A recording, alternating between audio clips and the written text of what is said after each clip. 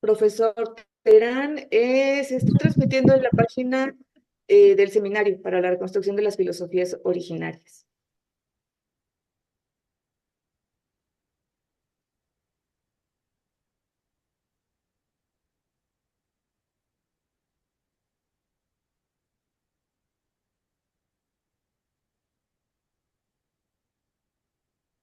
Ahí Viri ya nos colocó la liga en el chat por si gustan compartirla.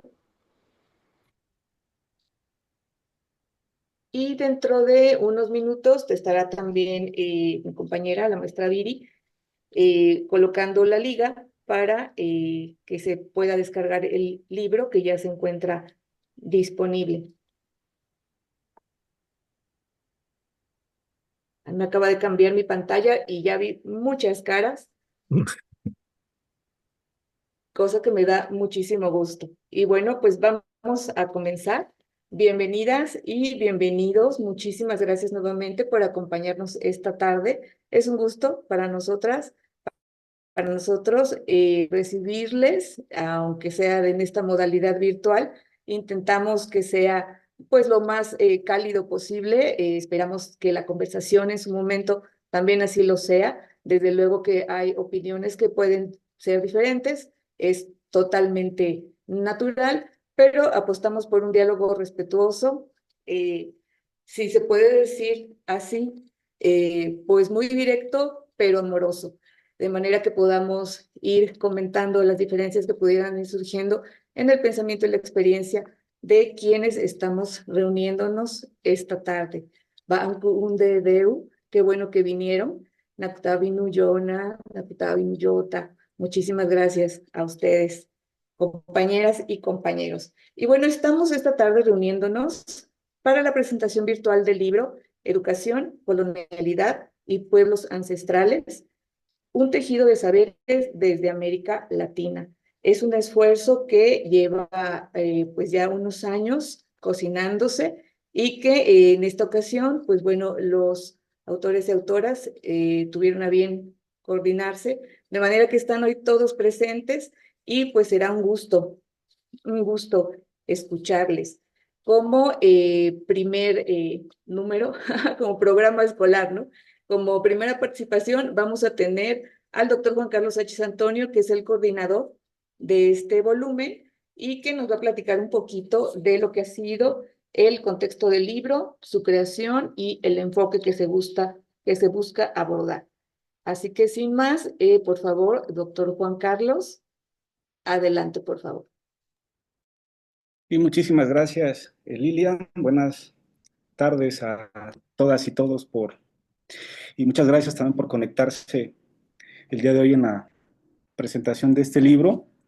Y bueno, como lo ha comentado bien la maestra Lilian, ese libro ya tiene ya un par de años que lo tenemos ahí trabajando, que por cuestiones también de tiempo y de trabajo, pues se fue alentando el proceso de publicación. Básicamente el libro inició con un proyecto con otra colega eh, de coordinar un libro colectivo, pero también por cuestiones también de tiempo, pues se fue quedando pues también en el tintero. Nosotros lo retomamos y pues recontactamos con los autores que ahora participan en este libro y pues en cierta conversación que hemos mantenido también con algunos de ellos de manera física y en algunos seminarios que hemos compartido, pues hemos intercambiado pues opiniones, hemos intercambiado puntos de vista. Entonces este libro es como lo comento en la introducción que desarrollamos de este pequeño libro, es un intento todavía inicial de generar una fractura al sistema de categorías que configura pues el marco categorial eurocentrado de las ciencias de la educación. Es un libro que, si bien no es el primero que menciona esto, me parece que es un esfuerzo notable en el que pues, los autores, en este caso quienes han participado y están ahorita en esta presentación, es el doctor Benjamín Maldonado, la doctora María Luisa Matus, la maestra Niltie Toledo, el doctor Francisco Vázquez y el maestro Noé Carmona y su servidor, pues hemos participado en la construcción de este libro. También cabe mencionar que el prólogo lo hizo un amigo, colega de la Universidad de Colombia, quien desde hace ya un par pues ya casi, yo creo que una década, viene impulsando el proceso de la descolonización de la educación. Yo también en parte me he metido un poco en la descolonización de las ciencias sociales, bien de las ciencias de la educación, y este libro, como bien lo señala el título, pues intenta pues abonar a la discusión de la descolonización de la práctica educativa desde las experiencias que tienen los autores que participan en esta obra. Y me parece que el libro abona a la discusión de abrir, agrietar la necesidad y la urgencia de descolonizar no solamente los marcos categoriales, que en este caso serían de las ciencias de la educación, sino también el intento ya de esforzarse pues a descolonizar también la práctica educativa, ¿no? Me parece que es un libro dirigido al público, pues en general, especialmente a los profesores o profesionales de la educación, ya que en ella encontrarán diferentes matices y puntos de vista sobre el trabajo que vienen haciendo pues, los autores de sus espacios o trincheras, ¿no?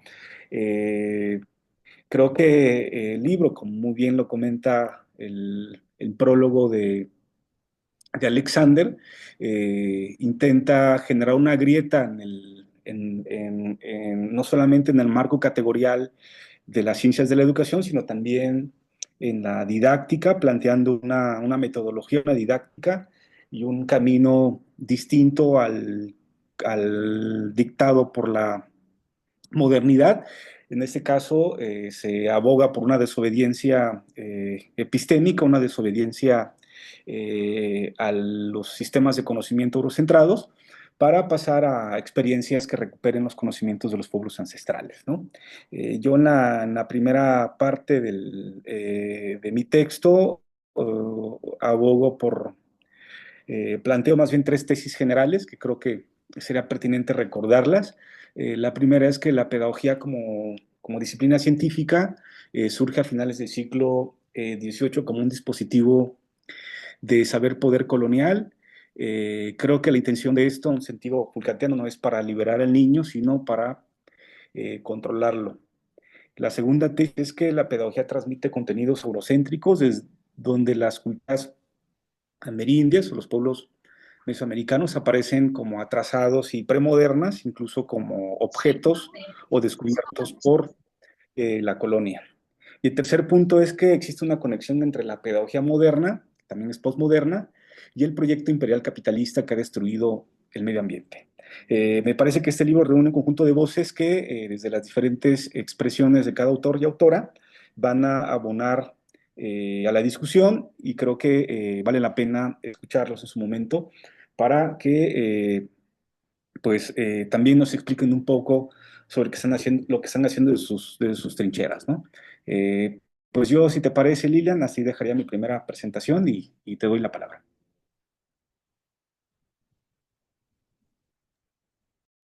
Gracias, doctor. Pues vamos a comenzar a conocer y a conversar con nuestros autores, o sea, nuestras autoras también en la tarde de hoy. Bueno, la tarde de hoy pues sí son un poquito de nosotros, ¿no? Porque venimos a platicar con ellos, venimos a conocer su trabajo, sus historias, su contexto, desde luego que es de ese contexto del que está surgiendo su aporte en este documento. Y bueno, comenzaríamos entonces, si no tiene inconveniente, con la doctora María Luisa Matus. Doctora, si me permite, voy a leer su reseña y le dejamos la voz. María Luisa Matus Pineda es zapoteca del Istmo de Tehuantepec, Oaxaca. Posee una estancia postdoctoral, es doctora en educación, maestra en investigación educativa y licenciada en pedagogía. Es integrante de la Red Inductiva Intercultural REDIM y de la Red de Formadores en Educación e Interculturalidad en América Latina, Red CEIAL, Nodo México.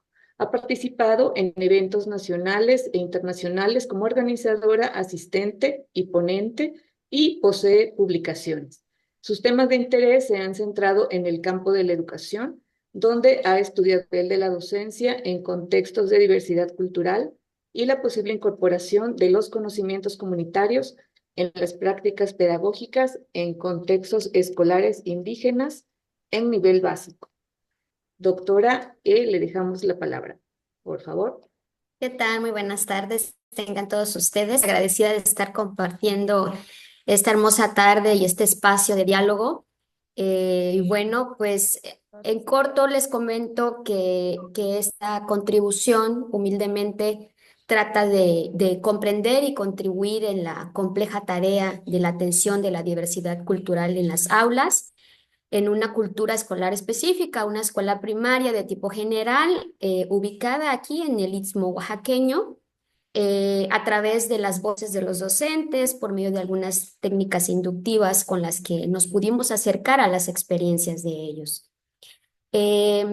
Titulada Diversidad cultural en las aulas, metodologías interculturales para la diversidad epistémica, esta contribución trata de poder adentrarnos en estas voces y esta experiencia surge a partir de una inquietud, de una investigación previa realizada en una escuela primaria bilingüe de la comunidad ICOT de San Mateo del Mar, Oaxaca, en donde pues esta investigación previa se desarrolló en ese momento, hace unos años, en un contexto sociocultural y lingüístico de la zona, en donde la formación profesional de los docentes, así como la naturaleza misma de la institución, al formar parte dentro de un subsistema indígena oaxaqueño, en teoría deberían facilitar las prácticas tendientes en atención de la diversidad cultural dentro y fuera de las aulas.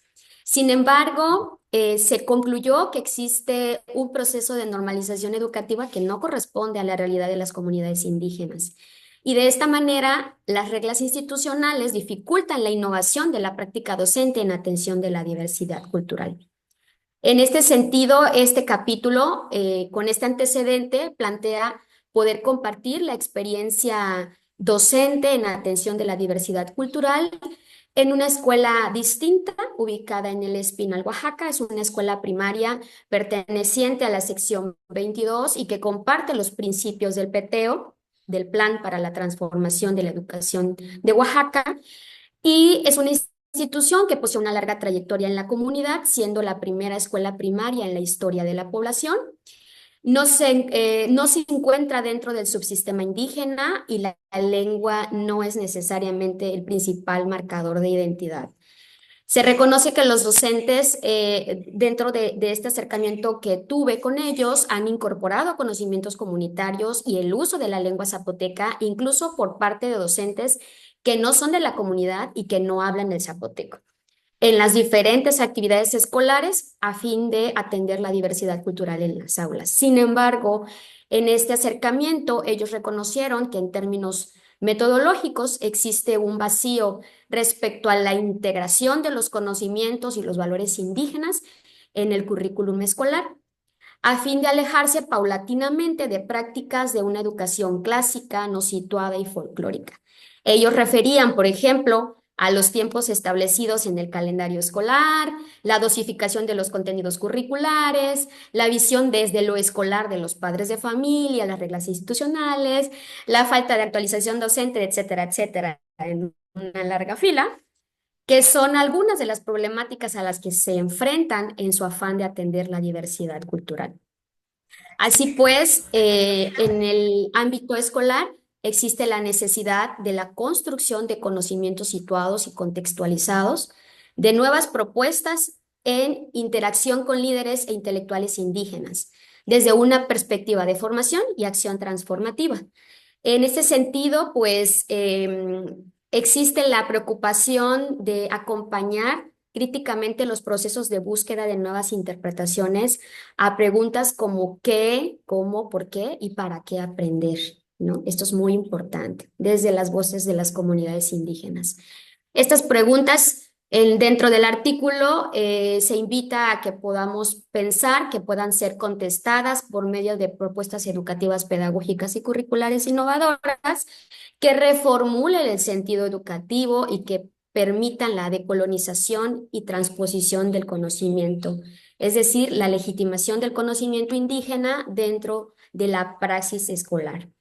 Y un poco para cerrar, en este sentido, pues se reflexiona que más allá de la innovación hacia una educación situada y pertinente, pues existen implicaciones que debemos poner mucho énfasis, implicaciones en el fortalecimiento de una conciencia política, el fortalecimiento identitario y la identificación de los valores implícitos en las prácticas comunitarias.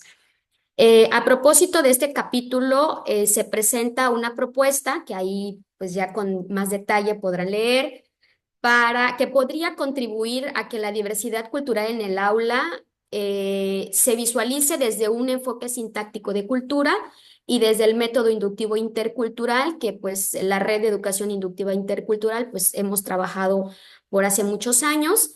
Desde esta perspectiva, la cultura se visualiza como el resultado de las actividades humanas y la cultura así entendida con fines interculturales y a partir de una relación histórica conflictiva puede llevar finalmente a la articulación de conocimientos locales con los conocimientos escolares. Pues yo lo dejo hasta aquí y pues les agradezco muchísimo el espacio. Al contrario, doctora, muchísimas gracias. Vamos a continuar. Aquí en mi lista tengo que es el turno de que nos comente el doctor Benjamín Maldonado Alvarado. Voy a leer la semblanza del doctor. Es antropólogo social por la Escuela Nacional de Antropología e Historia. Obtuvo el grado de doctor en estudios amerindios en la Universidad de Leiden, Holanda, y tiene nivel 1 en el Sistema Nacional de Investigadores. Ha publicado varios libros y artículos sobre etnografía de los pueblos indígenas de Oaxaca y temas como la comunalidad mesoamericana, la educación comunitaria, la geografía simbólica, el anarquismo magonista, la autonomía y la movilización social de los conocimientos comunitarios. Durante más de 40 años ha participado directamente en la docencia y la formación docente para impulsar experiencias educativas oaxaqueñas con estudiantes y maestros indígenas desde educación inicial hasta superior.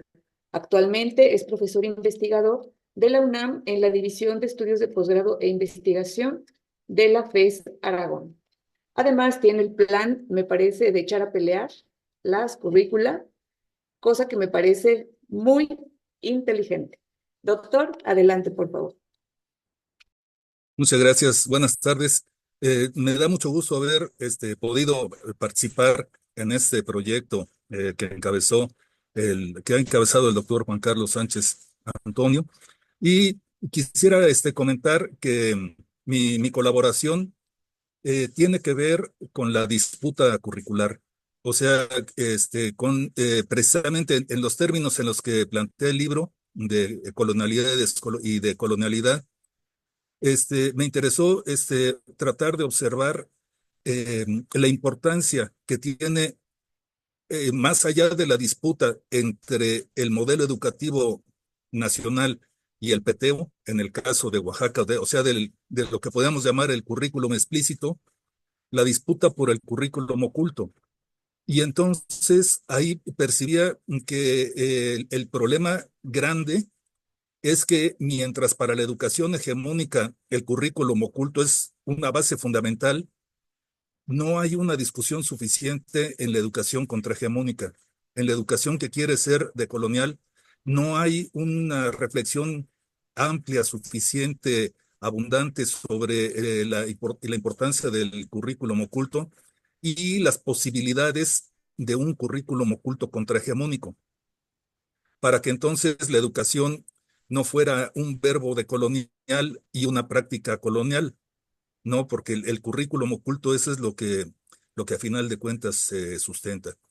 Estas reflexiones se basan en un trabajo de colaboración directamente con la Escuela Normal Bilingüe Intercultural de Oaxaca, pero esta normal de Tlacochahuaya se encabezó a las 20, ahora son 20 escuelas normales interculturales que hay en el país, en un proceso de revisión curricular de poder proponer un plan de estudios distinto, o sea, una currícula distinta a la de la reforma de Peña Nieto.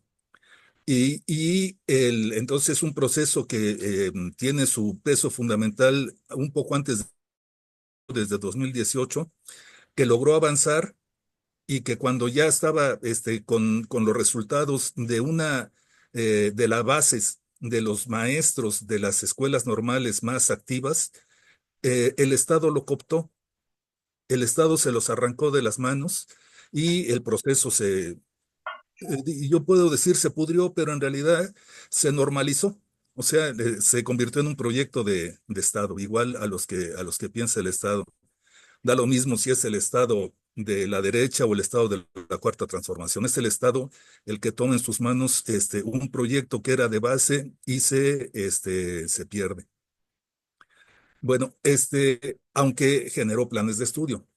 Y la reflexión entonces tenía que ver más con el currículum oculto, ¿no? En esa perspectiva y en la discusión que está planteada en el texto, no encontraba pues las posibilidades de que la educación contrahegemónica transforme el currículum oculto de la escuela en un currículum contrahegemónico. No, o sea, en mi perspectiva queda claro que la escuela es una institución colonial que puede ser intervenida con contenidos contrahegemónicos, pero la escuela es una institución de dominación, es una institución creada para colonizar, con la función de colonizar, y si no se combate esa función, entonces se sigue reproduciendo esa función con contenidos distintos. El problema que encuentro es de que no hay forma de hacer, o sea, de generar un currículum contrahegemónico con base en la escuela como institución, como la conocemos, y reproduciendo los planes de estudio nacionales. O sea, no hay forma de transformar los planes de estudio nacionales con base en un currículum oculto contrahegemónico. Y en el otro ámbito, el peteo no es un plan de estudio, no es un instrumento didáctico, no es una sugerencia. Entonces, mucho menos se fija y se preocupa por el currículum oculto. Entonces, es una tendencia contrahegemónica, pero que descuida la estructura hegemónica que subyace en la práctica educativa. Y la conclusión a la que llego es de que no es posible, o sea, hacer contrahegemónica la educación hegemónica. Entonces, ¿qué es lo que hay que hacer? La propuesta que ahí me parece lógica es trabajar dos currículos en el aula. El currículum hegemónico y un currículum contrahegemónico, que en términos de Oaxaca significaría que los maestros durante, digamos, 2 o 3 días a la semana trabajen el plan de estudios nacional en la lengua española con base en la formación domesticadora que recibieron en la normal o con algún tipo de educación distinta. Es decir, que se trabaje el currículum nacional para que el estudiante aprenda lo que tiene que aprender como mexicano. En los términos en los que está, no hay forma de intervenirlo para hacerlo hacia otro lado. Entonces, no hay que tener miedo de trabajarlo tal como está.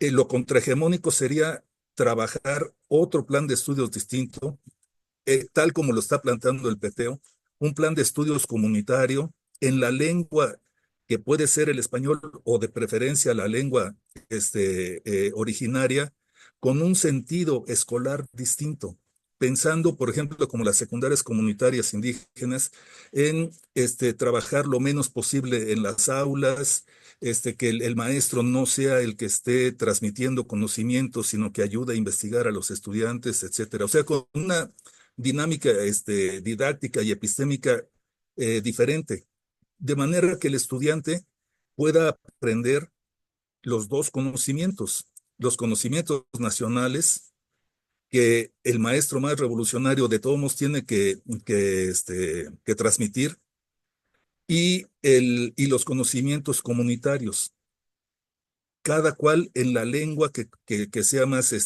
propicia, con las bases epistémicas que sean las adecuadas, de manera que el estudiante pueda ver los dos mundos diferentes. Lo peor que puede hacer la escuela alternativa es resolver la diferencia, porque entonces es imponerle al estudiante una visión de qué hacer ante la diferencia entre lo hegemónico y lo contrahegemónico, entre lo propio y lo ajeno. Entonces, si se trabajan los dos currículos con dos modalidades distintas, eso creo que es adecuado.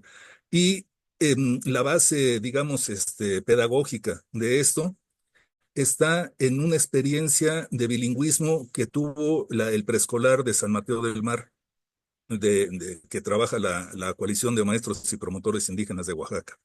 Ellos incorporaron a través del trabajo de Lois Meyer el método de separación de lenguas. Entonces, unas horas, los niños aprendían exclusivamente en español, trabajaban exclusivamente en español, y otros trabajaban exclusivamente en Omblayets, o sea, en Guave. Ninguno de los dos con traducción, sino unas horas uno, otras horas otro. Y tenían marcadores. No me acuerdo si cuando empezaban a hablar en español prendían una vela, y cuando empezaban a hablar en Guave apagaban la vela y ponían una flor.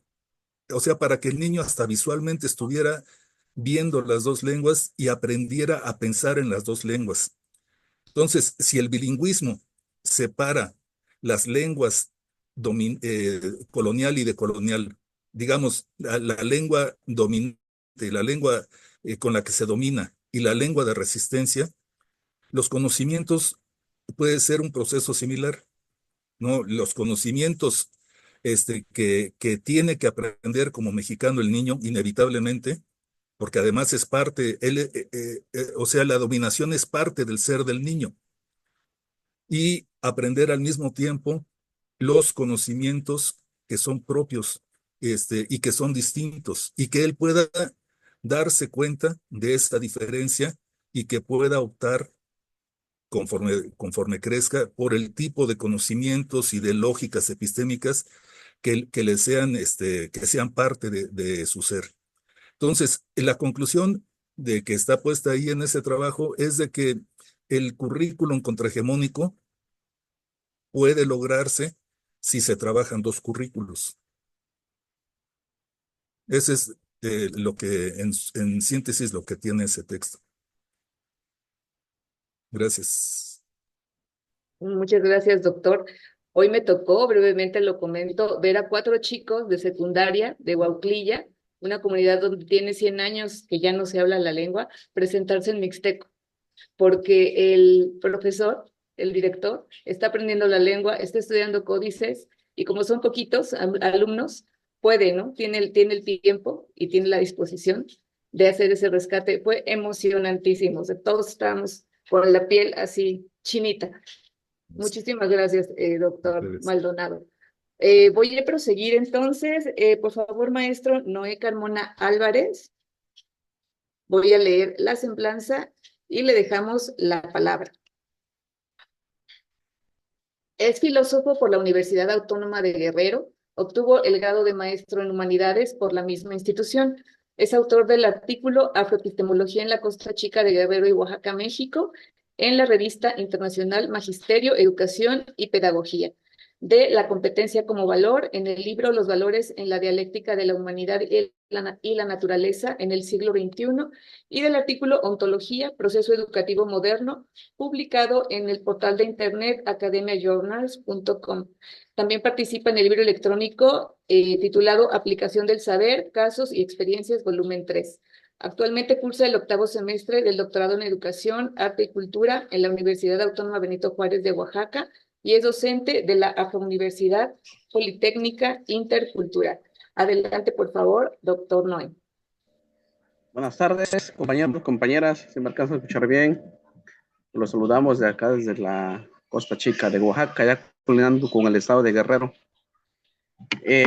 Pues este texto, pues más que nada va sobre algo similar al que comentaba el doctor Benjamín, sobre esa estructura, sobre la currícula, ¿no? Acá los afromexicanos, como regularmente se le conoce, los afrodescendientes, hace aproximadamente unos 20 años inician un movimiento ahí social, político, cultural, con el padre Glim, y se organizan, ¿no? Y empiezan a proponer reuniones, y dicen ellos, pues, nosotros como afromexicanos tenemos una filosofía, ¿no? Existe otra filosofía, y empiezan a organizarse, y actualmente, en pleno 2025, se concretiza lo que es la Afrouniversidad Politécnica Intercultural. Es de nueva creación, pero todos estos pueblos que están por acá, ya colindando con el estado de Guerrero, lo que considerado Costa Chica, parte del estado de Guerrero, desde Zihuatanejo, y acá Oaxaca se considera todo lo que es Azahuatulco, pues todos estos pueblos tienen ciertas creencias, ciertos rituales, tradiciones, costumbres, hábitos, códigos, y que de una u otra manera pues habían sido investigados como cosas, más que nada la gente como cosas, vienen de fuera, investigan, se llevan el conocimiento, ya no vuelven, ¿no? Entonces dice la gente, no, creo que existen otras formas de conocimiento, existen otras formas de aprender, existen otras filosofías, existen otras aprenderes, existen otras formas de concretizar esa oralitura que nosotros tenemos acá como afro, y dicen vamos a planearlo y organizamos un movimiento social, político, y que de una u otra forma el texto está organizado de dos maneras. El aspecto, vamos a iniciar con el concepto de negritud como primer momento, y nos damos cuenta que el concepto de negritud acá en la costa pues realmente no tiene nada que ver con esa perspectiva de racismo,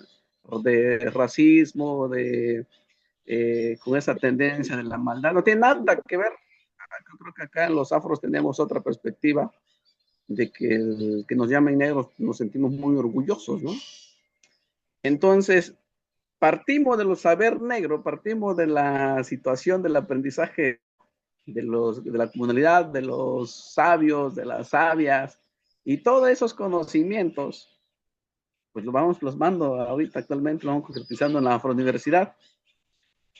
Y de una u otra manera, pues dicen por ahí las organizaciones, como el señor Manuel, en la organización México Negro, dice, donde un negro llega, pone el dedo, pinta, dice, ¿no? Son ese tipo de conocimiento que uno dice, pues más que nada que son realmente cuestiones ontológicas, axiológicas y epistemológicas que de una u otra manera la educación oficial pues no lo quiere ver o simplemente no lo va a asimilar. Y entonces nosotros nos encargamos a través de este artículo, de este pequeño texto, de mostrar en este escrito de que realmente el conocimiento, la gran aportación cultural que tenemos los negros, y que de una u otra manera, incluso en la independencia ni siquiera es visible, sino todo lo contrario.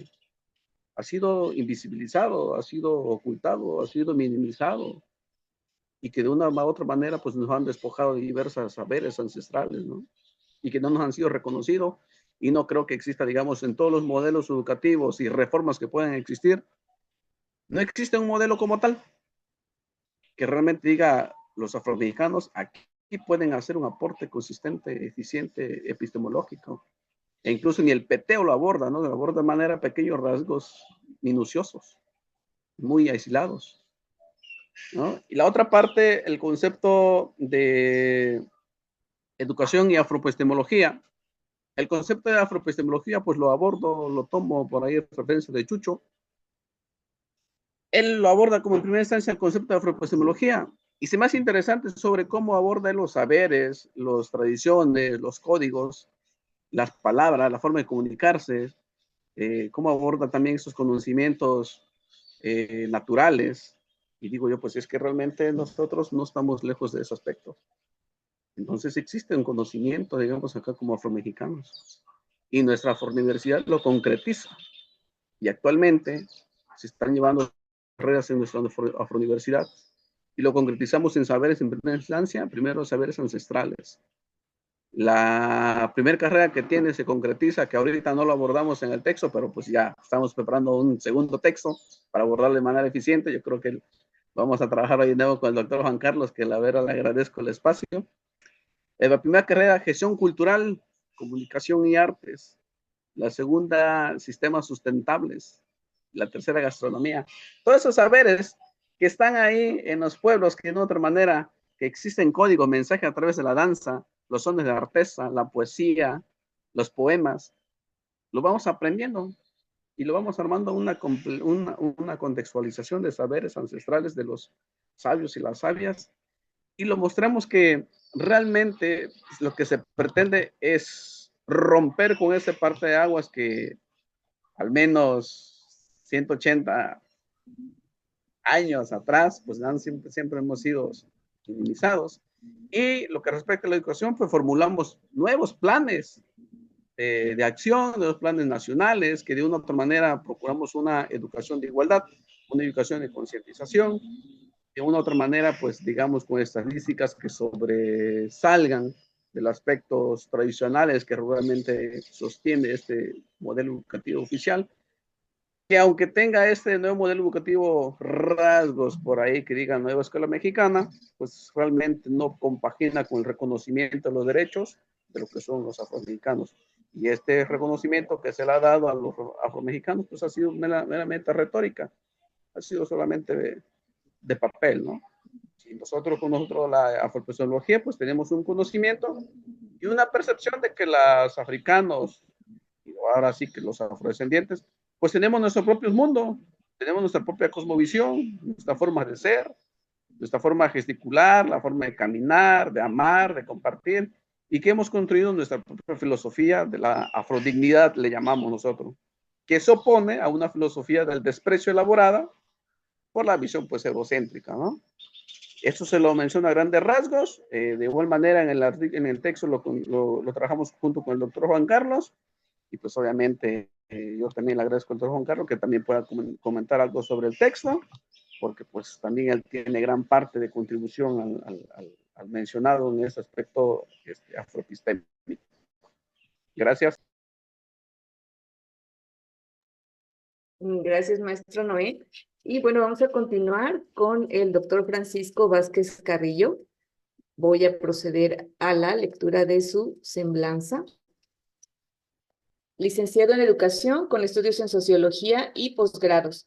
Ha contribuido al libro colectivo Libro de Oro del Centenario de Chimbote y ha publicado investigaciones como Astronomía y Religión en los petroglifos de las Pampas de Vinzos, Chimbote, Ancash, Globalización en el Aula y Plan Deliberante, un método heurístico para la enseñanza de las ciencias sociales. También es autor del poemario Por la muerte, de la muerte infinitamente, así como de varios artículos académicos. Recibió el Premio Nacional en Investigación Educativa Horacio 2000. Actualmente se desempeña como director general de la comunidad Centro Continental del Saber Educativo y es miembro activo de Chaupi Atuk y de la Red de Comunidades Interancestrales. Doctor Francisco, muy bienvenido. Le dejamos la palabra. Muchísimas gracias por la presentación, mi estimada Lilian Cruz. Buen día, hermanos, hermanas de indoamericanos. Permítame primero comenzar agradeciendo al doctor Juan Carlos Antonio por haber tejido con claridad, diría yo, profundidad y también compromiso este libro que hoy nos convoca, y a las autoridades que quiero mencionar mi respeto y agradecimiento a la Universidad Autónoma Benito Juárez de Oaxaca por brindar el espacio para que florezca este diálogo.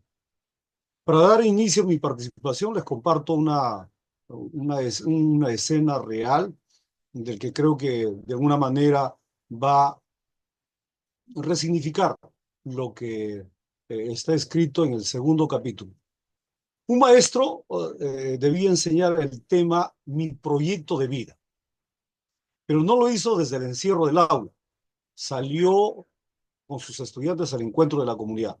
Caminaron chacras se dice acá en el Perú, los terrenos de cultivo. Visitaron mercados, talleres, estudios jurídicos, huertos, estaciones policiales. Escucharon historias de esfuerzo, fracaso, dignidad, reinvención también. Ese día el aula se volvió un territorio. El maestro dejó de ser el único que enseñaba. Y todo eso se convirtió el profesor mismo en un propio aprendiz. Todos comprendieron algo esencial, que la vida también enseña, que aprender es vincularse, que la comunidad, la naturaleza, el Pacha son las maestras vivas. Entonces, ahí surge, creo yo, una primera pregunta. ¿Qué hemos hecho en la escuela? ¿Qué estamos haciendo en la escuela? Esta experiencia vivencial dio sentido al artículo de Cosmopedagogía, un tejido de saberes, una propuesta nacida de la crisis y la incertidumbre al que ha asumido la educación y la necesidad perentoria de reconexión. La cosmopedagogía es más que un enfoque alternativo, más bien es una práctica viva que vincula lo intrínseco con lo comunitario y lo cósmico. Entrega lo que hemos fragmentado: comunidad, sabiduría, tierra y espíritu. Nos dicen que vivimos en una crisis educativa, pero lo que vivimos es mucho más profundo. Una crisis de civilización, una crisis de la racionalidad moderna que ha separado al ser humano de la naturaleza, al cuerpo, del alma y al conocimiento de la vida. ¿Cómo llegamos a pensar que solo el hombre sabe, que la razón instruye, que solo la escuela educa? Desde el antropocentrismo hemos olvidado que no somos el centro del mundo. Somos parte de una trama de vida donde todo está vinculado. Personas, montañas, animales, estrellas, espíritus, memorias, etc. Por eso es tan necesario una educación que reeduca, una reconexión del pensamiento con el todo. Entonces diríamos en una tercera ya pregunta, ¿podría el sistema educativo salir del pensamiento unilineal y abrirse al conocimiento en espiral de los pueblos? Ante esta crisis que emerge, también aparece la cosmopedagogía. No como una alternativa, sino como un viaje ontológico profundo. Un tejido de saberes que nace desde el Ayu, que es comunidad, el Yache, que es sabiduría, el Pache, que es el todo, que es la tierra, el Kama, que es actitud de vitalidad, es espíritu. Una pedagogía que recupera los sentipensares, conocimientos que no separan la razón y emoción, cuerpo y espíritu, saber y ser. De esta mirada aprendemos no es acumular información, sino más bien cultivar vínculos. Es caminar en espiral, donde el pasado orienta el presente, se habita en el futuro que se siembra, donde el futuro es parte del pasado, donde el pasado se convierte en la sostenibilidad de ese presente, que en este momento, por ejemplo, estamos. Es enseñar con reciprocidad, porque quien da, también recibe. Es reconocerse en la diferencia, no para uniformar, sino para complementarnos entre nosotros. Es deliberar, es conversar, es debatir en un tínculo, en un encuentro de diferentes, para encontrar un equilibrio en una tensión que es también necesario entre nosotros, y construir consenso desde el chaupi, desde el medio, desde el centro que media, que vincula y transforma. ¿Estamos listos para que la escuela deje de ser una pirámide para volverse en un círculo, un trabajo de espiralidad? ¿Nos atrevemos a salir del aula para entrar en la vida? Porque lo que vivimos en una escuela es una microvida, son pequeñas comunidades de vida, y lo que tenemos fuera son grandes comunidades de vida. La cosmopedagogía se enraiza en una cosmovisión biocósmica, donde el conocimiento no está solo en el libro, sino también en la semilla, en el trueno, en el silencio y también en la danza, donde la espiritualidad no es un adorno, sino fundamento de la sabiduría. La educación, el acto del aprendizaje, es un acto espiritual, donde educar no es instruir, es acompañar procesos vitales que transforman tanto al educando como al educador. Por lo tanto, podríamos decir, no basta con reformar el currículo ni con digitalizar la enseñanza, como muy bien decía nuestro amigo Benjamín Maldonado, el doctor, decía, el secreto de toda esta hegemonía, para realizar una contrahegemonía, hay que ver el currículum oculto. Entonces, por lo tanto, no basta con llenar las aulas de datos si seguimos vaciando de sentidos estos vínculos. Si la educación no reconstituye los lazos rotos entre el ser humano, la comunidad y el cosmos, solo seguirá produciendo obedientes desarraigados. La cosmopedagogía no es una técnica ni una moda, es un llamado a sanar la ruptura entre lo que somos y lo que habitamos. Nos recuerda que la tierra no es un recurso, es presencia viva, que la comunidad no es un contexto, es la maestra, que el cosmos es la maestra, es la escuela misma, que el cosmos no está fuera, también somos parte de él. En realidad es la que nos sostiene. El aprendizaje significativo no se gesta solo en la confrontación entre lo antiguo y lo nuevo, entre el saber anterior y el nuevo saber, como decía Ausubel, ni tampoco en la dicotomía de la contradicción y la innovación. Nace cuando el conocimiento se enraiza en el territorio, cuando se reconoce a la comunidad inmediata y se orienta en resonancia con el cosmos. Nace cuando sentimos que aprendemos no es acumular, sino pertenecer. Y si el futuro de la educación no dependiera de nuevos métodos, sino de una nueva sensibilidad, si el aula más fértil fuera el encuentro real entre seres humanos, plantas, piedras, palabras y silencios, y si enseñar fuera ante todo un gesto de reverencia ante la vida que late en el todo, por estas preguntas que más que respuestas, ahora más bien permítame agradecer que, dado que cada una de estas interrogantes respiren entre nosotros. En realidad no son ni siquiera conclusiones, son una especie de umbrales. Tal vez ha llegado el momento de dejar de educar desde el miedo, la utilidad o la competencia, y comenzar a aprender desde la vida, con la vida, para la vida, volviendo a reconectarnos con la comunidad, las sabidurías ancestrales, con sus haceres, pensares y espirituales. Muchísimas gracias, mi estimada Lilia. A usted, doctor, muchísimas gracias. Y vamos a continuar y voy a leer ahora la reseña de la maestra Niltie Calderón Toledo.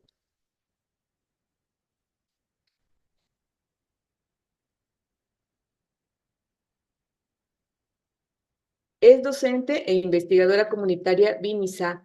Ha trabajado en espacios institucionales y autónomos comunitarios en Hidalgo, Oaxaca, Estado de México, Ciudad de México, Colombia, Perú y Argentina en temas relacionados con derechos de las mujeres, defensa del territorio y pensamiento de los pueblos, psicología y comunalidad.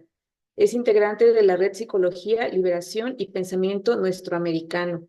Es maestra en Psicología Social de Grupos e Instituciones en la UAM Xochimilco, especialista en Estudios Socioeconómicos Latinoamericanos y del Caribe y candidata a doctora en Estudios Latinoamericanos en la UNAM. Actualmente es facilitadora en la Maestría en Educación Comunal de la Unidad de Aprendizaje Comunal de San Agustín Losicha, Sierra Sur, perteneciente al CUC de Santa María Colotepec, Huaco. Maestra Niltie, por favor.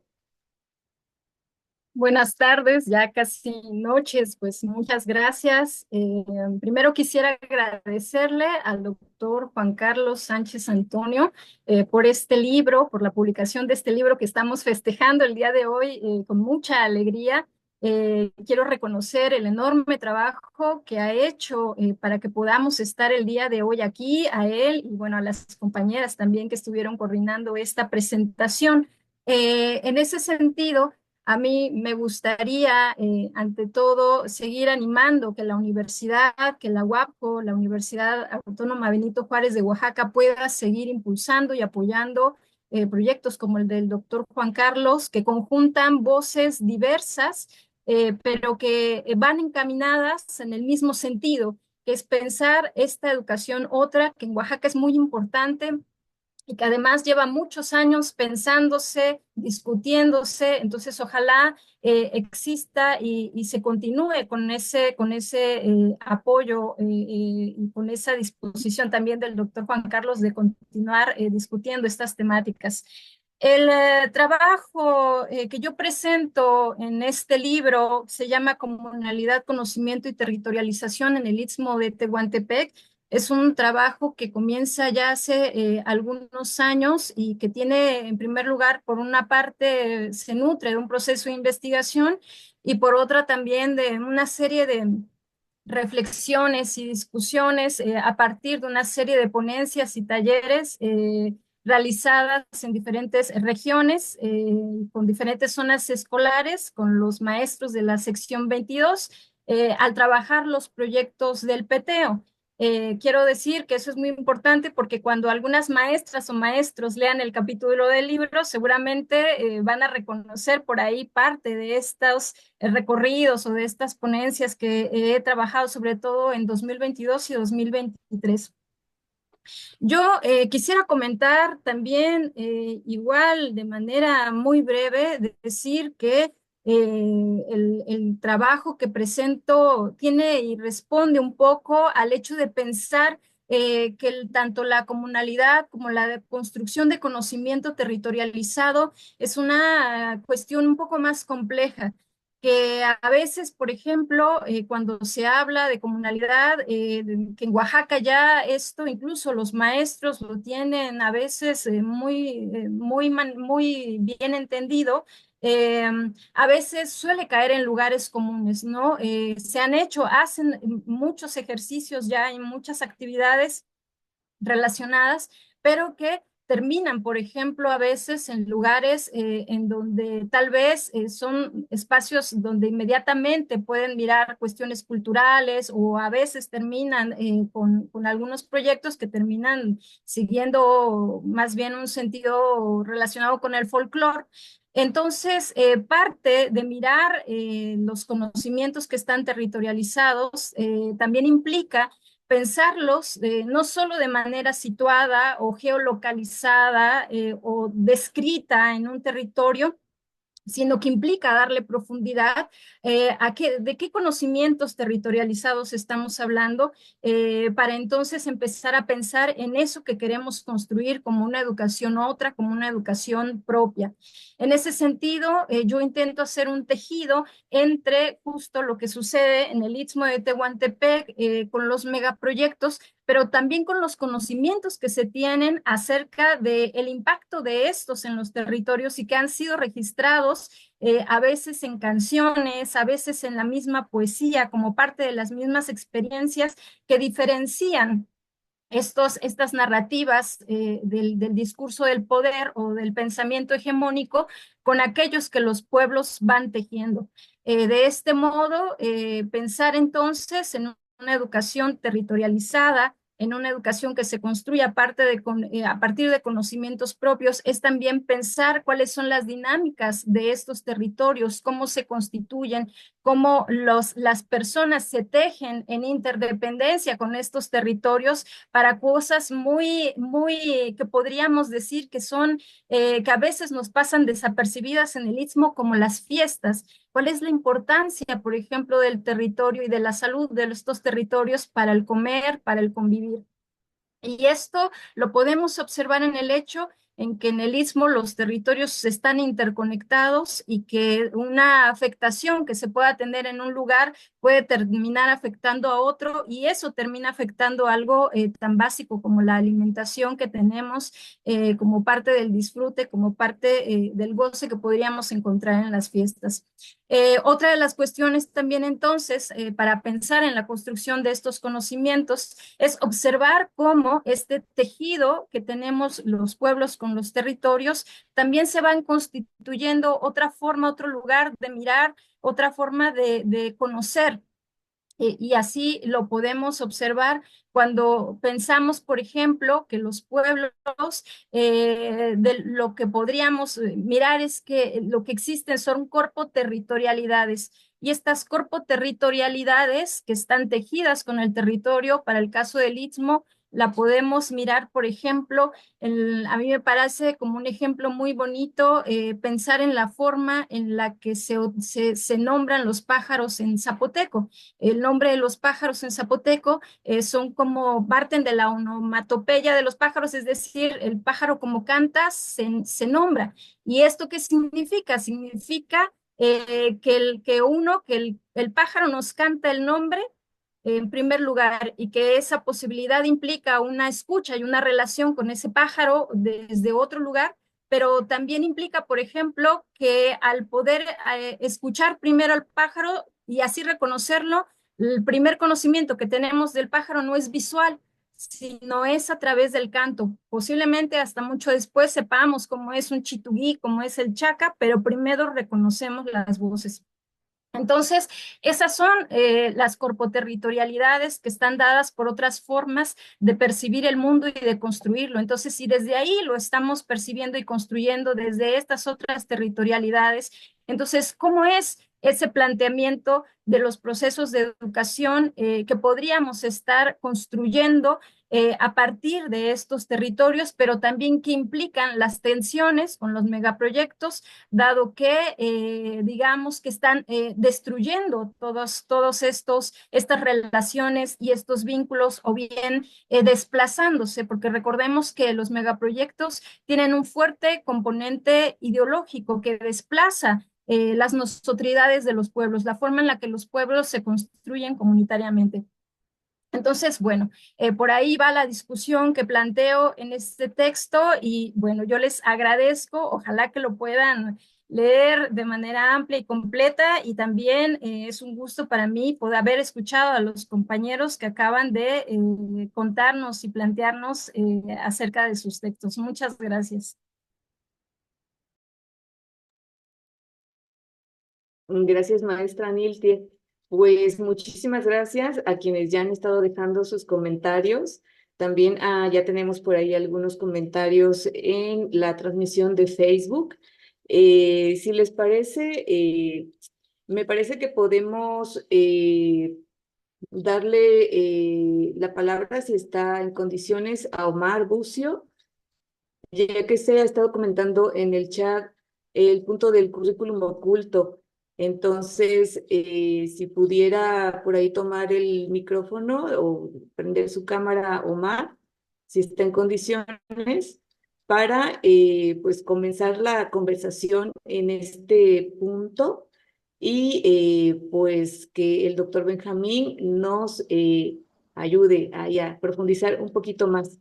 Si está por ahí Omar Bucio, de otra Sí, manera, pues leo el comentario. aquí andamos, Lilian. Pues un gusto saludarlos. Gracias por este honor inmerecido.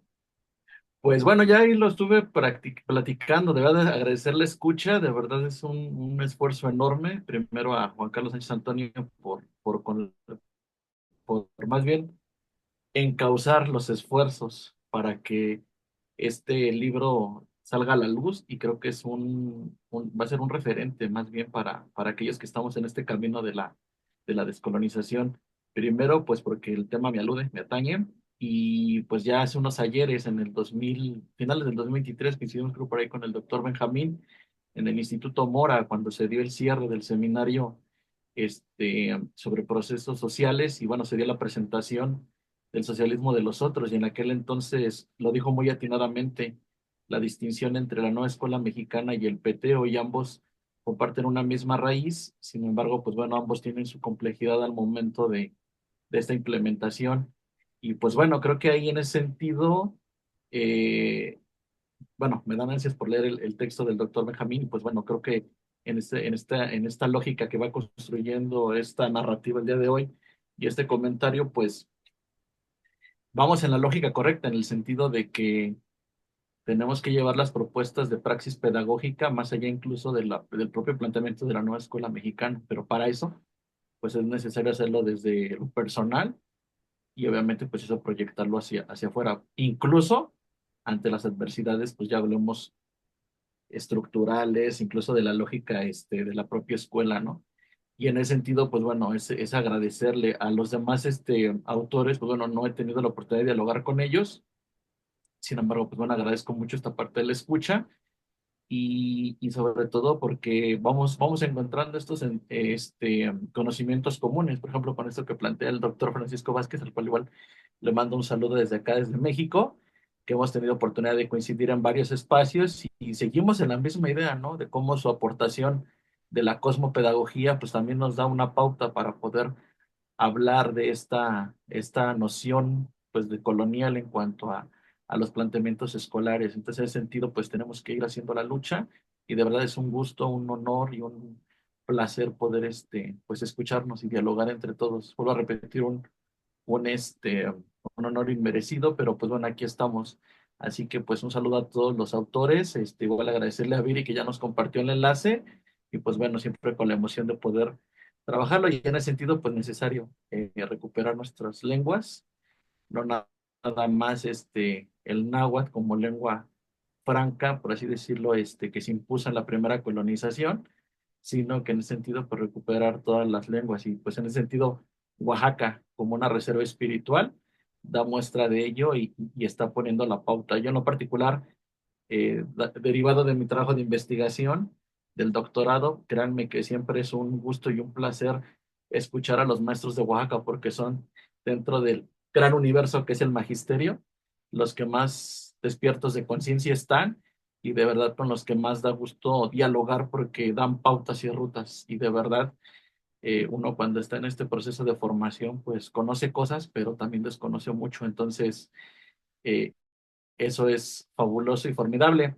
Y no puedo dejar de citar a dos grandes maestros míos que, bueno, hubiera sido padre que hubieran estado aquí en este libro, pero que también nos han dado mucha pauta para entender hacia dónde va esta ruta, ¿no?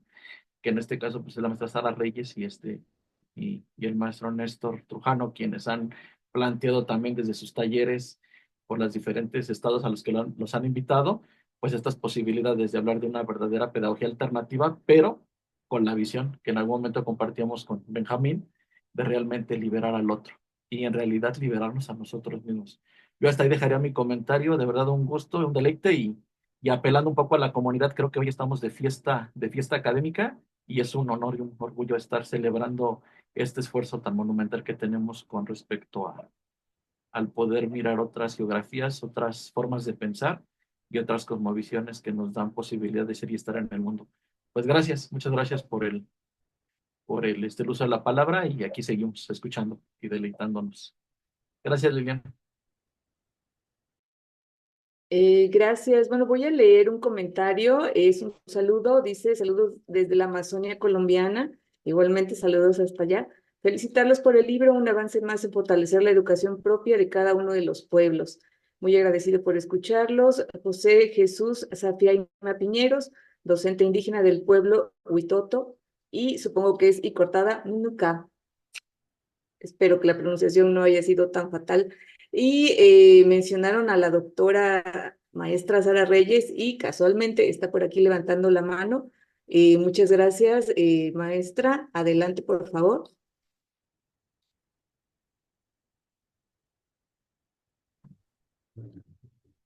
Buenas tardes, somos Sara y yo, pero de antemano les agradezco el espacio porque del tiempo que venimos trabajando hemos encontrado intercambios, pero ninguno se había planteado cuestionamientos como los que nos estamos encontrando en este momento. Creo que el trabajo, y si es importante la investigación que se está haciendo por todos los interesados, de los distintos niveles, sea primaria, sea secundaria, a nivel universitario, etcétera. Nosotros tenemos desde el 2018-2019 recorriendo diversas comunidades de Oaxaca, Guerrero y la propia Ciudad de México.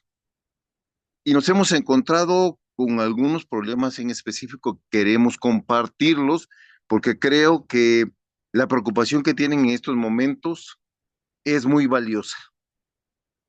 La primera pregunta que tenemos que hacernos, que nosotros nos hemos estado planteando constantemente con las distintas comunidades, es ¿en qué lugar nos vamos a colocar? Y ya hemos llegado a la conclusión de que el espacio de la NEM es un espacio de reproducción sistémica.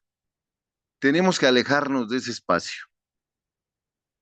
Entonces, ¿en dónde están los espacios de construcción que realmente se están llevando a cabo allá en las comunidades? ¿Dónde están los proyectos que realmente están construyendo por fuera de la currícula dictaminada, de lo predeterminado, de lo indicado, de lo vertical? Bueno, nos hemos encontrado maravillosos proyectos en las distintas comunidades, en Tustepec, en Chiquihuitlán, en Teutitlán, en el estado de Guerrero, pues en la zona de la Costa Grande, y aquí en la Ciudad de México, en la zona de Tláhuac. Fíjense que aquí hay un común denominador, independientemente si estamos en una zona rural o si estamos en la misma Ciudad de México.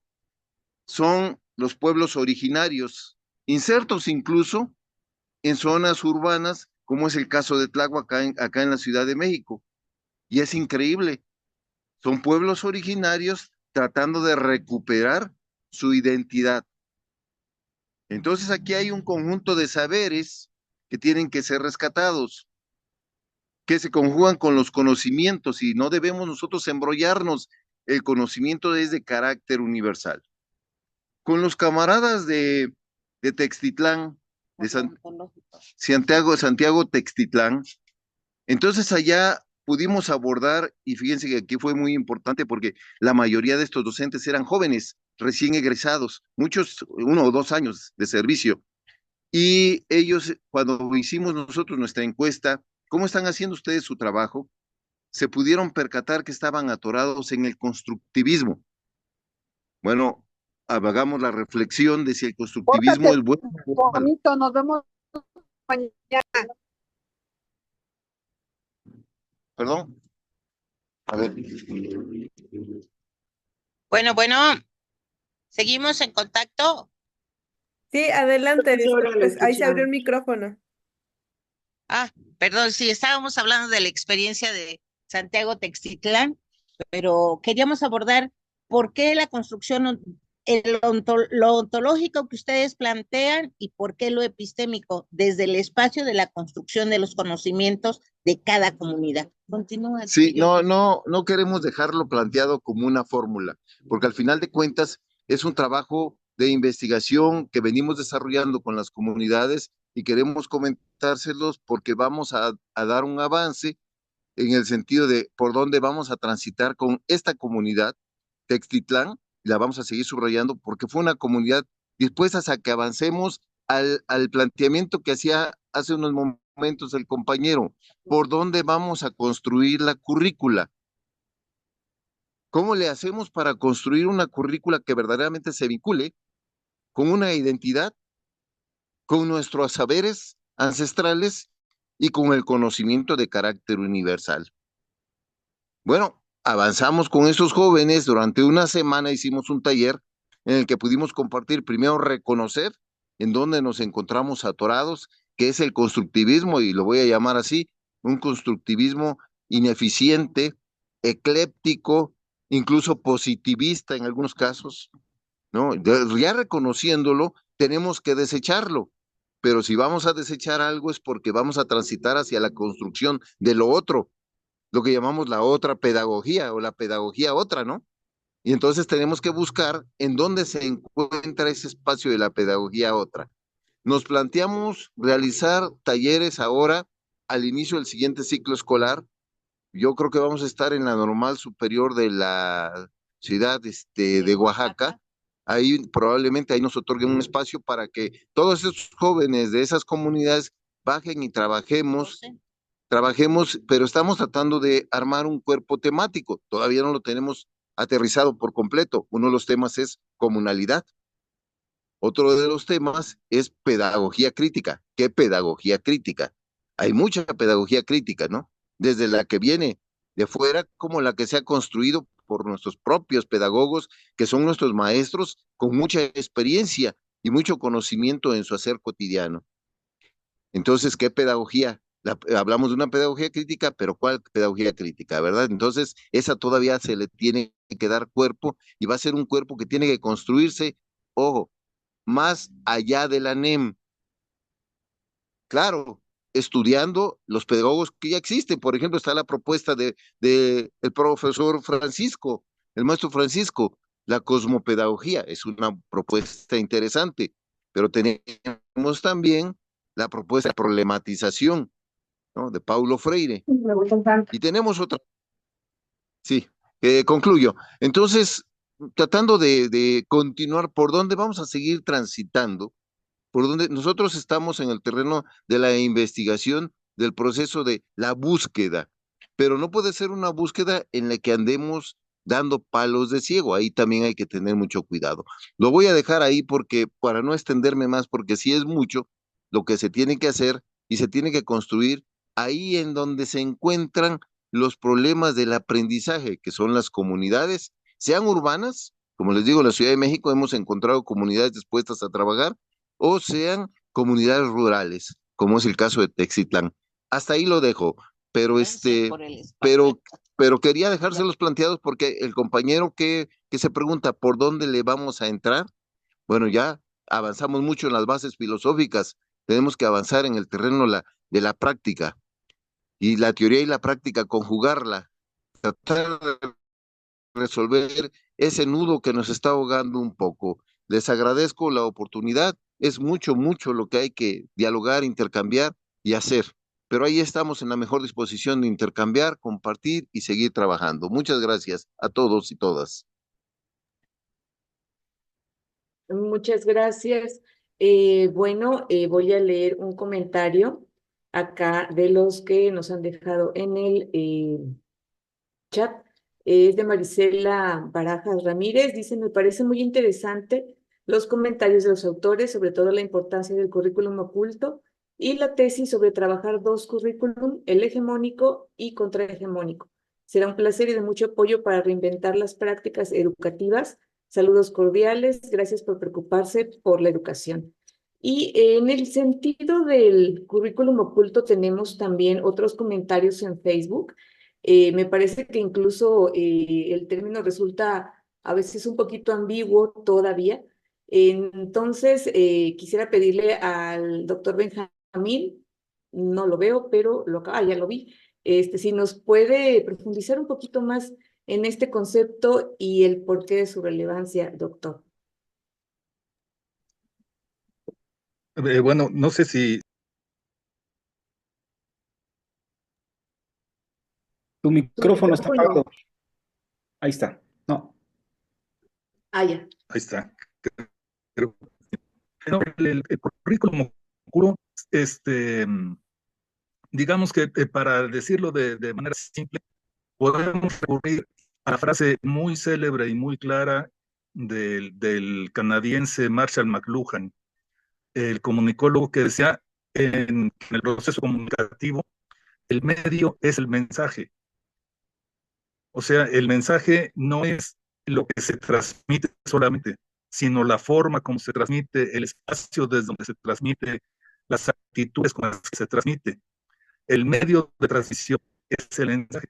Entonces, si eso lo llevamos a la escuela, al análisis de la escuela, el currículum oculto es precisamente la forma como se educa. Más allá, la educación la podemos entender como lo que se dice. Los planes de estudio son el conjunto de conocimientos que se tienen que transmitir a los estudiantes. El currículum es el currículum explícito. El currículum oculto es la forma como el docente transmite esos conocimientos dentro de la estructura del sistema educativo, dentro de la forma institucional de la escuela, dentro de la relación de los docentes con la comunidad o de su alejamiento. Y entonces resulta que lo que se dice puede muy fácilmente contradecirse con lo que se enseña a través del currículum explícito. Si lo ponemos en el ejemplo de género, es muy común que los maestros que defienden la perspectiva de género sean pedagógicamente machistas, o sea, que es la estructura con la cual transmiten sus conocimientos, con la cual trabajan en el aula, sea una estructura machista, sea una estructura de menosprecio de las mujeres. Entonces, en la forma se menosprecia a las mujeres, se trata mal a las estudiantes mujeres, se minimiza a las compañeras maestras, la participación de lo femenino es relegado a segundo término, pero en el discurso, en lo explícito, en el currículum explícito, se puede estar hablando a favor de las mujeres. Eso, ¿cómo lo aprende el niño? Aprende que hay una distancia entre lo que se dice y lo que se hace. Ahí es donde está la importancia del currículum oculto.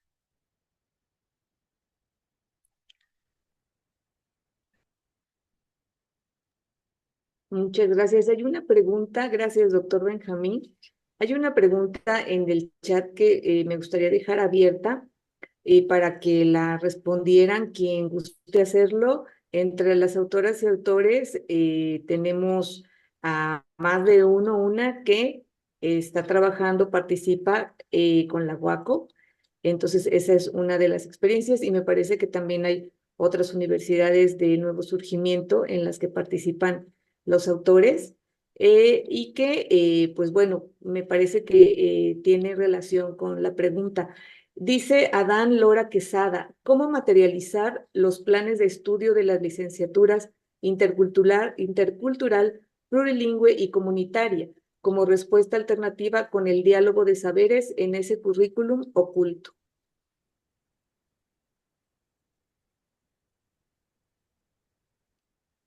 ¿Eso lo responde quién? Pues la idea es que quien guste hacerlo de entre los autores. Bueno, si quiere, yo podría decir unas palabras sobre eso. Quiero presentar que el profesor Adán Lora es un profesor de la normal del Estado y que es más activa de este colectivo nacional alternativo de las escuelas normales interculturales. El problema, yo creo de que es que tenemos que entender que los saberes son distintos y los saberes no están en diálogo. O sea, podría decir, para decirlo rápidamente, que yo creo que es una perspectiva un poco equivocada hablar de diálogo de saberes, así como porque es pensar en términos de interculturalidad. Los saberes no dialogan. El diálogo es entre personas que tienen saberes distintos, personas desiguales que tienen saberes diferentes. Y sucede lo mismo con la interculturalidad. La interculturalidad no es una relación entre culturas, la interculturalidad es una relación entre personas con culturas diferentes y que viven en una situación de desigualdad, unos dominando y otros dominados. Entonces, los términos son distintos. Plantear el diálogo para que pudiera pensarse en términos contrahegemónicos tendría, yo creo, que estarse remitiendo a la desigualdad epistémica, a la desigualdad política entre colonizadores y colonizados, entre el sistema de dominación y sistemas de resistencia. Y entonces, en esa perspectiva, enseñar a los niños la procedencia de los saberes para la dominación, los saberes para la resistencia, los saberes de las culturas mesoamericanas y los saberes de otras culturas que conocemos como saberes como conocimientos universales.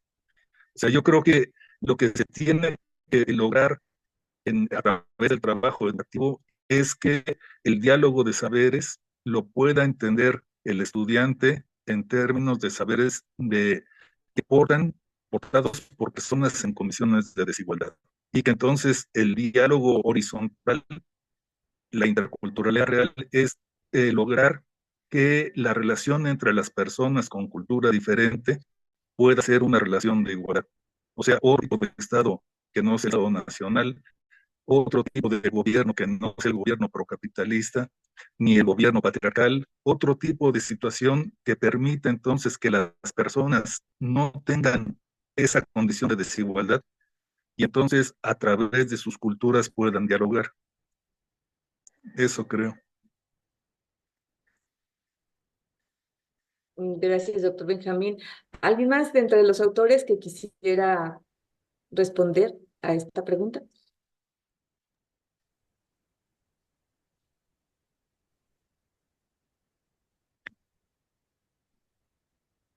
Vamos entonces con la Bueno, doctora si Carlos, me, maestra si me Nelke, adelante, por permiten favor. un poco intentar hilar este comentario o pregunta. Creo que cuando pensamos, por ejemplo, la relación muy pertinente entre por ejemplo, y el currículum aquí, por ejemplo, puede operar diferente. El currículum oculto no tiene que ser, es como, no es bueno, no es crítico necesariamente, como bien lo plantea Benjamín. Incluso una escuela privada o, pongámoslo así, una escuela comunitaria puede tener un currículo oculto de clase. Es decir, de pensamiento dominante, aspiracionista, de hegemónico, ese puede ser parte del currículo público. Y de hecho, existen esas tensiones y a veces esa es la dificultad para aplicar un currículo comunitario porque hay una serie de, digamos, de elementos que tensionan esos procesos en los pueblos y en las comunidades y eso lo hace complicado. Lo mismo que puede pasar todo lo contrario, ¿no? Las tensiones que existen por las disputas, por una educación propia o comunitaria dentro de un contexto de educación tradicional, ¿no? Cuando esto se tensiona, por ejemplo, en algunos pueblos y en algunas comunidades. Entonces, creo un poco también que efectivamente la educación propia que se da en los pueblos a veces se siente un poco incómoda dentro de los procesos institucionales porque no es su lugar de origen. Entonces, cuesta trabajo. Yo siempre comento, por ejemplo, dentro de la universidad les digo, los comunales son los pueblos, la universidad intenta ser comunal. No es que la universidad sea comunal ya por sí misma, sino que los comunales son los pueblos. Entonces, ese ejercicio se tensiona justo porque es un lugar incómodo para la comunalidad por todo lo que implica la institucionalidad y por eso a veces tenemos proyectos que son absorbidos por la institucionalidad o por la estatalidad dentro de los proyectos de educación alternativa. Pero creo que efectivamente una de las vías para construir esos proyectos desde abajo es mirarlos a partir de las experiencias también y los aprendizajes previos, porque entonces no se cometen los mismos errores que se cometieron con anterioridad.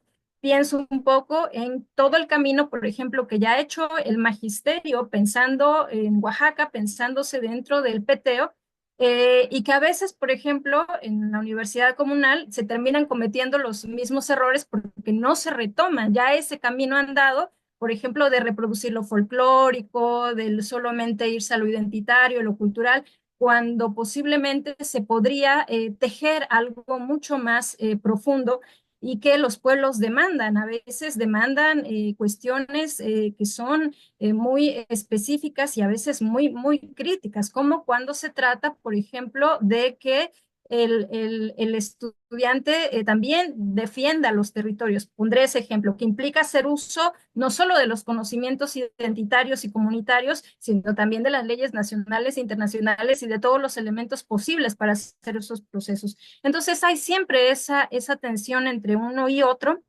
y creo que es importante retomar las experiencias, no ir en blanco, reconocer los caminos que ya se han hecho con anterioridad para entonces poder construir también ese proceso cuando es una educación así formal, ya institucionalizada, porque sabemos que dentro de las educaciones propias hay muchas. También están los procesos educativos que no están dentro de este reconocimiento institucional y que permiten otro tipo de procesos, ¿no? Gracias. Gracias, maestra. Y está levantando la mano Marisela López, si está en condiciones. Marisela, por favor.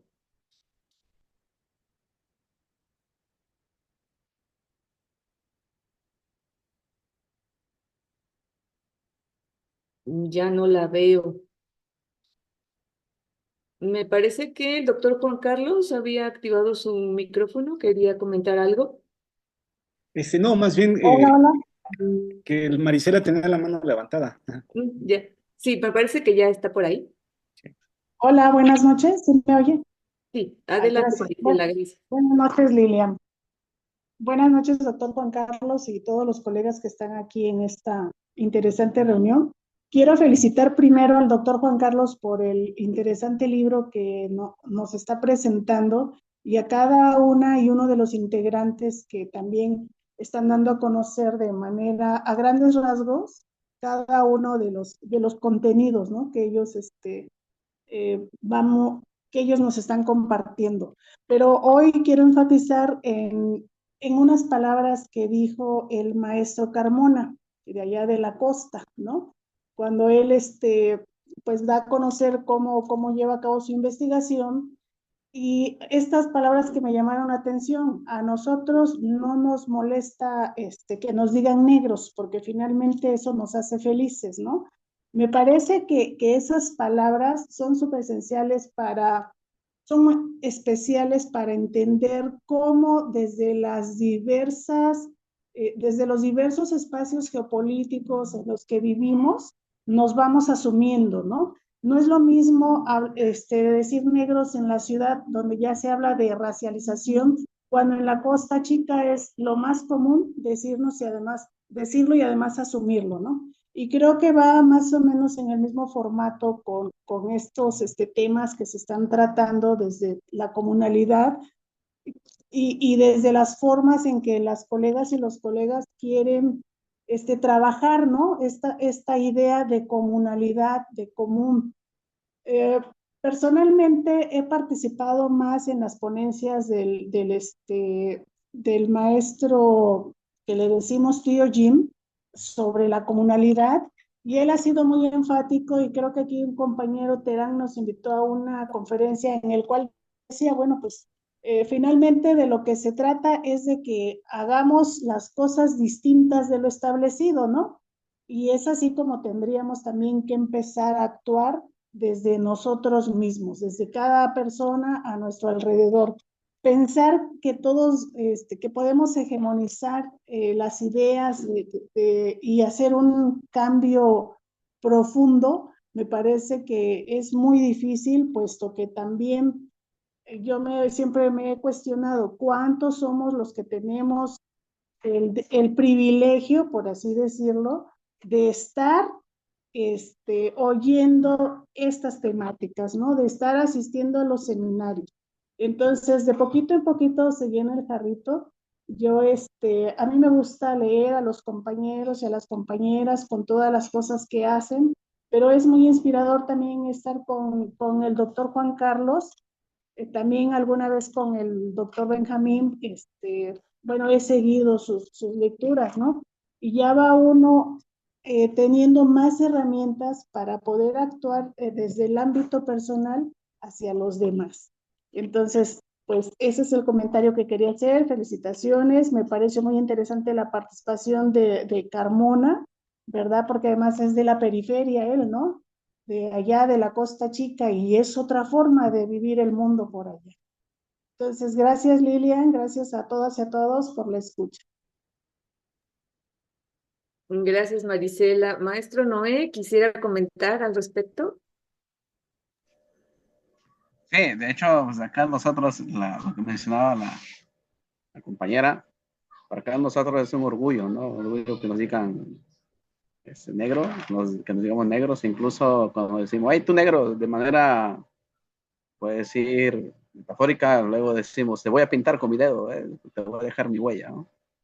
Entonces, digamos, acá es un privilegio, la verdad, porque tenemos esa posibilidad de iniciar algo con la Afrouniversidad, esa posibilidad de poner una nueva alternativa en los nuevos modelos educativos que a pesar de que ha sido una lucha constante, sociales, políticos, educativos, pues ahorita la gente se absorbe de manera eficiente el proyecto y que de una u otra manera este proyecto viene a beneficiar de la universidad, viene a beneficiar no solamente a los negros, sino a todo el país por ser considerada la primera en Latinoamérica como tal, porque tiene dos perspectivas, tanto politécnica como intercultural, y que pues de una u otra manera es gratuita, no tiene costo de inscripción, y que de otra manera pues tiene alimentación para los estudiantes y está atrayendo a esa perspectiva epistemológica y que también se le está brindando también hasta cierto punto, ahorita se está por brindársele hospedaje más adelante. Entonces estamos rompiendo con todo ese parteaguas, ¿no? Con ese oficialismo que de una otra manera también trata de romper estos pueblos con esa oficialía educativa que un cierto número de estudiantes a tal escuela, otro cierto número de estudiantes y esa posibilidad de ser rechazados, pues optamos por ese proyecto y pues con estos conocimientos pues estamos, se puede decir, contribuyendo desde otra trinchera, ¿no? Para avanzar en esa perspectiva de qué manera hay un paso tal vez epistemológico desde acá de la cosa que tal vez en un principio no se veía, a lo mejor ahorita nos empezamos a hacer notar, ¿no? Sería eso básicamente. Gracias, maestro Noé. Voy a leer otros comentarios que están aquí en el Zoom. Dice Serra, así es, doctor Benjamín, es una práctica colonial que nos dejaron los invasores, a quienes al llegar a la Gran Anáhuac no les pareció que las mujeres gobernaran. Edna Yoselina Valle Hernández dice totalmente de acuerdo con el maestro Benjamín. Analizamos mucho la cuestión del currículum explícito, sin embargo, incluso como autoanálisis, no somos capaces de revisar qué currículum oculto estamos practicando como docentes. Felicitaciones de Erika Hernández, dice felicidades a los autores del libro. Es muy interesante la propuesta que cada uno realiza. Gracias, doctor Juan Carlos. Me gusta mucho poder escuchar estas propuestas. Samsung dice, saludos desde Chiapas, comentarles que contribuimos en procesos comunitarios, en procesos de salud. Yolanda Trujillo dice, felicitaciones, doctor Francisco, y a los demás autores del libro. Oscar Chacón Antesana escribe, la decolonización o descolonización está vinculada a la cultura occidental y al capitalismo. La propuesta de un currículum alternativo paralelo puede ser un buen inicio, pero ¿qué hacemos ante la madre occidental y capitalista? Y bueno, me parece que estamos en buen tiempo.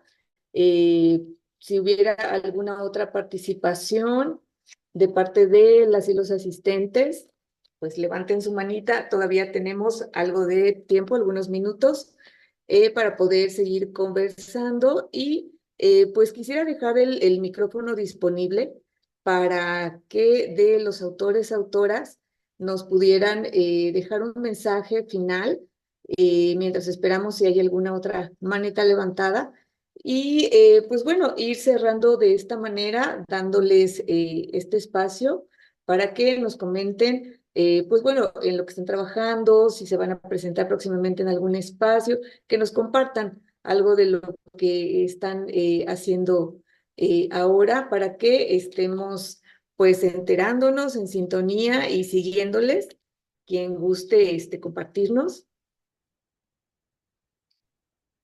Sí, pues a mí me gustaría agradecer, la verdad, enormemente al doctor Juan Carlos Sánchez Antonio por este trabajo magnífico que hizo con todos ustedes, su equipo de trabajo, que hizo posible el poder encontrarnos en esta obra y poder dialogar y este espacio tan conmovedor en donde pues tratamos de ir pues dialogando nuestros pensamientos, ¿no? Y sobre todo,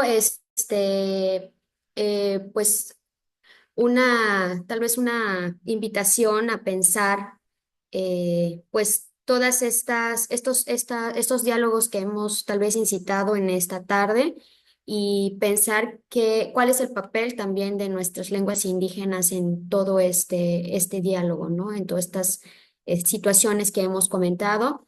ante pues el terrible desplazamiento lingüístico que están viviendo nuestras comunidades indígenas y el papel de los docentes en esta trinchera, ¿no? Docentes que hemos pasado por un proceso de escolarización y que es difícil también como desdibujar estas estructuras occidentales que traemos ya desde nuestro proceso formativo, pero que al hacerse consciente y buscar las metodologías interculturales, se puede, junto con las lenguas indígenas, poder hacer grandes cosas desde la escuela y fuera de ella, ¿no? Entonces, pues yo lo dejo ahí, pues muchísimas gracias a todos los que pudieron compartir este espacio.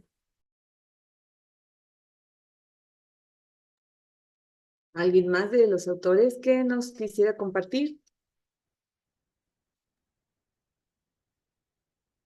Bueno, pues en mi caso, yo lo hice abundancia de esa perspectiva de doble, doble.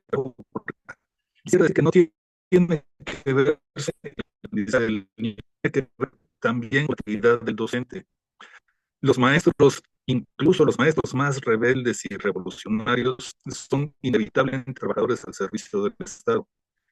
Y el Estado impone reglas educativas, impone la nueva escuela mexicana y impone lo que el docente debe de cumplir. Bueno, entonces todos los docentes deben de cumplir con eso. No lo pueden evitar.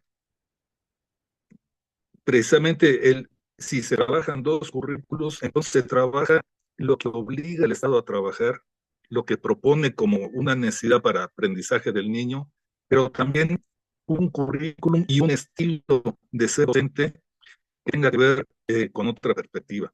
En el texto yo lo planteaba así, un currículum en el que el maestro actúe como maestro formado en una escuela normal cualquiera, con los criterios del normalismo, que aprenda a ser maestro a través de una normal.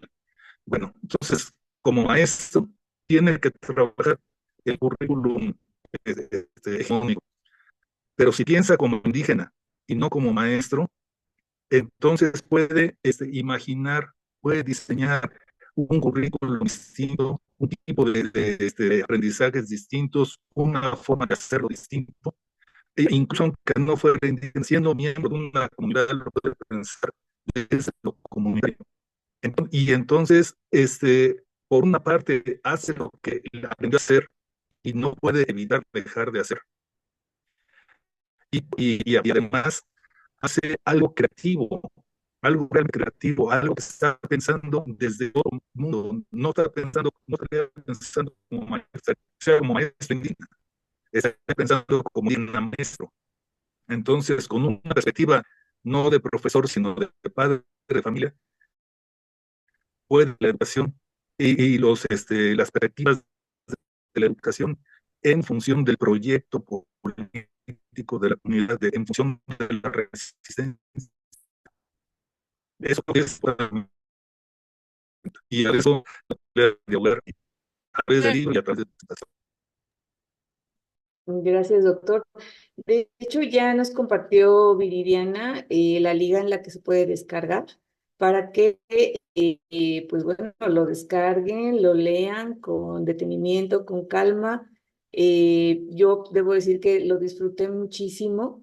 Además, pues vaya, creo que se puede dedicarle una hora y enterarse, formarse, disfrutar de la lectura, de la escritura, del estilo de cada uno de los autores. Y felicidades a todas, a todos. Pues bueno, quedó ahí para la descarga y pues también que lo compartan y pues difundamos la obra de las autoras, de los autores.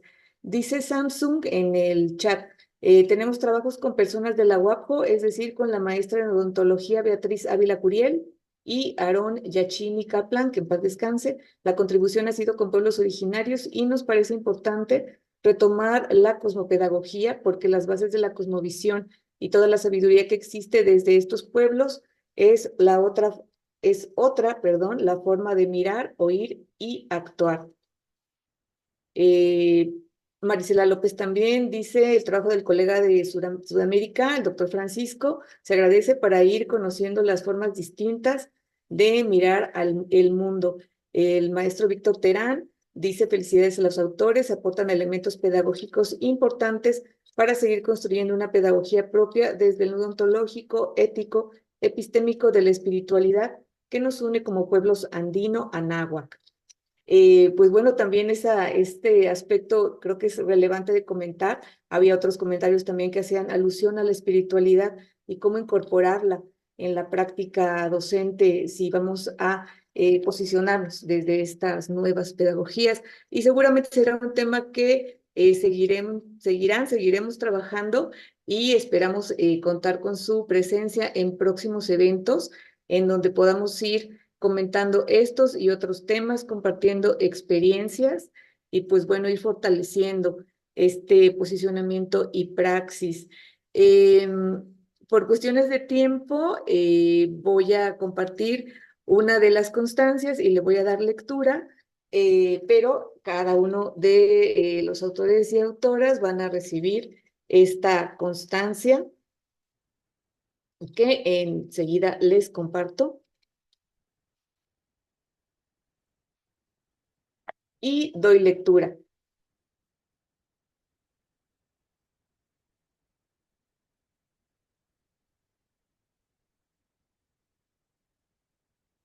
En la Universidad Autónoma Benito Juárez de Oaxaca, ahí me van a disculpar, me tapó la barra del Zoom, otorgan la presente constancia al doctor Francisco Vázquez Carrillo por haber presentado de manera virtual el libro Educación, Colonialidad y Pueblos Ancestrales, un tejido de saberes desde América Latina, el día miércoles 7 de mayo, dirigido al público en general y a los estudiantes del Instituto de Ciencias de la Educación. Oaxaca de Juárez, Oaxaca, a 7 de mayo de 2025. Atentamente, Ciencia, Arte, Libertad, doctora María Leticia Briceño Más, directora. Muchísimas gracias por su participación. Voy a dejar de compartir. Nos quedaron, muchísimas gracias, siempre nos quedan comentarios pendientes en el chat de Zoom principalmente, lo cual pues nos da pena, pero también nos da mucha alegría que haya ese grado de participación y que bueno, tengamos esta voluntad de interacción respetuosa. Ya estaríamos por concluir la tarde de hoy, la noche de hoy. Agradecer a quienes se conectaron desde Perú, principalmente, pero también tuvimos conexiones desde Colombia y otros lugares, y pues bueno, desde luego Oaxaca y otros estados de México. Si hubiera por ahí alguna otra información por compartir, doctor Juan Carlos, maestra Viridiana. Sí, nada más agradecerles a los compañeros que se han conectado por su pues, escucha, su tiempo, y también a los autores y las autoras que participaron en la construcción del libro. Ahí creo que ya Viridiana ha dejado una liga para que se pueda descargar de forma gratuita. Lo alojé en una página ahí que tengo de difusión. Es de acceso gratuito y pues los animamos a que continúen con la reflexión y esperemos que hayamos conseguido un poco despertar el interés para andar en el proceso de la descolonización tanto de los conceptos de la educación como de la práctica educativa. Pues muchísimas gracias, era mi parte. Pues todo, Lilian. La desobediencia epistémica, ¿qué le llaman? Bueno, nos despediríamos entonces ya. Excelente noche. Viri, ¿alguna otra comunicación? Ok, entonces nos despedimos. Que pasen excelente noche. Nakutá Vinuyona, Nakutá Vinuyota. Muchísimas gracias por haber estado y acompañarnos. Ha sido un gusto enorme. Gracias. Gracias.